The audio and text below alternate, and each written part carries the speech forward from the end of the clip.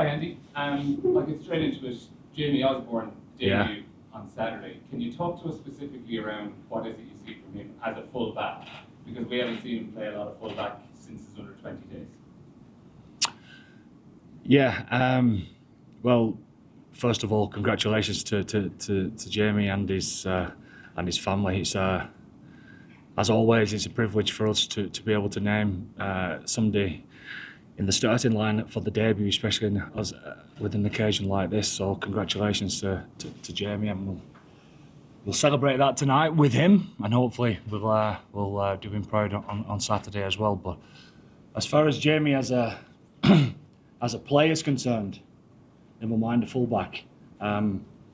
This has been in the pipeline for quite some time now. In regards to Jamie's been in and out of the squad, obviously as a development player, but also he's been picked in squads before and been unfortunate to be injured. Hence, in the Rugby World Cup training squad, he got injured pretty early, and we was gutted for him there. But when Jamie's been into the squad on numerous occasions, he's always filled in for us in all sorts of different positions.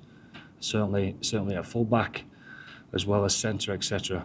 But anyone who knows Jamie as a rugby player and his background as a junior coming through, a lot of it's been in the 15 jersey.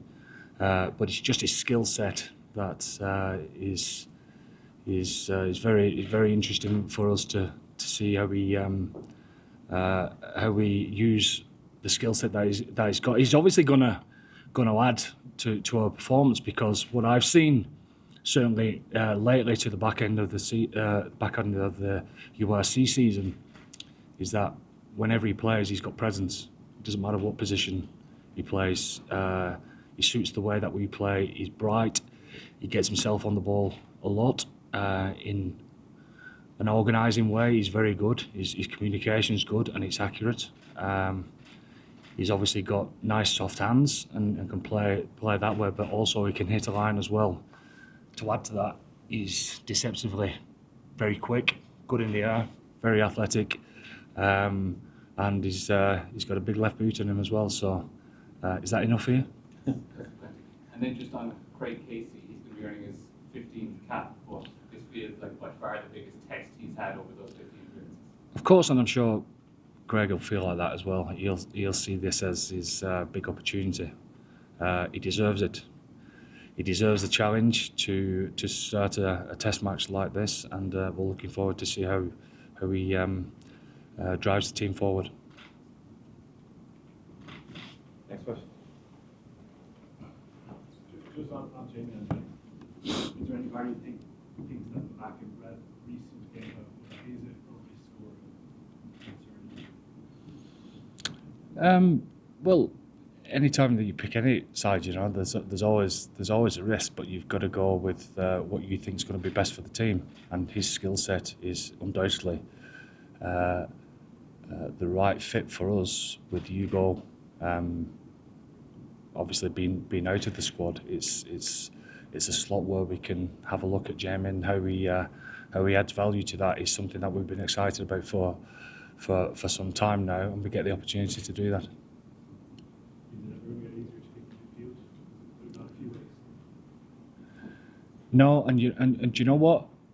I always say this, don't I, about Stu McCluskey? I mean, his form's been great. He's been great in training. You look back at some of the big games that we have won, and he's been involved in a lot of them, and he's not even in the 23. Obviously Gary's a class player that's there waiting to come on to add to the team. So it's as tough as it gets, and it's exactly where you want it to be. Any other questions from the live section? How are you looking at this test series? Like that. There's you've obviously had to, if you look back at the team you have this weekend, there's a lot of changes to the side you would have had against South Africa at the World Cup. So there's a mix there of very experienced players, but also guys getting an early opportunity against the world champions. But that's what happens in all sides all the time. You know, people get injured, people retire, new kids on the block always come through.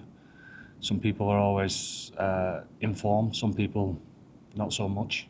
So that's the game, isn't it? You know, look at all of our squads over the last while. There's always something. In fact, I look back on some of the games and realise what I look back on to try and think about what happened within that game, say 4 or 5 years ago, and sometimes I can't remember who played, but it's always mixing and matching. You know, I think that's been the strength of the Irish squad over the last number of years. And then just also as well, you're not training in Loftus tomorrow. Normally, we would always see you training at the ground before the game. Is there a particular reason you're just staying at the training base tomorrow? Yeah, I suppose the players, a lot of them have been there and done that. We're obviously made the conscious decision to stay here in Joburg, and it's been great for us. We got here nice and early. The training facilities are great. We're not travelling down to stay in a hotel, so that there's less moving around. There's been a bit of that towards the end of the season, so it just keeps us a little bit more relaxed, that's all. At what point did you, obviously Hugo wasn't coming from a long way out, so at what point did you identify Jamie as a manager? Yeah, bracketed with a few others, so open-minded enough to see how it goes, and with the extra couple of days that we've had training and prepping wise, it just confirms things a little bit more. So you go with what you're seeing and what your gut's telling you. With Hugo, how involved were you in Hugo's decision? I spoke to Hugo quite a bit. There's no way that if somebody's got a dream like that, now don't get me wrong, if 10 of them had a dream, there's a different decision to be had there. But when he was highlighted from the Sevens management that he was in there thinking, then the question goes to Hugo. If that was a dream of his to do that, there's no way that I would stand in his way. Did Jamie say anything, or did you actually say to him you were playing fullback this weekend directly to him? And if so, what did he say? Well, we slotted him in, I think 10 days ago now. You're in at 15. How's it going, Jamie?